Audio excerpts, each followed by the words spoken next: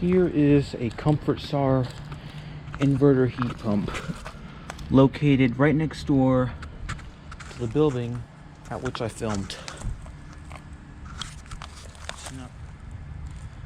This is a 2-ton.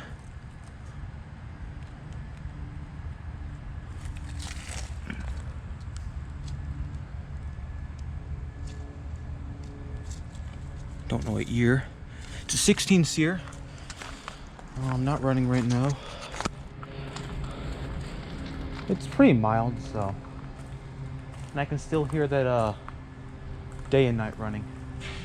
Oh, another one just kicked on. That was the Carrier Gemini.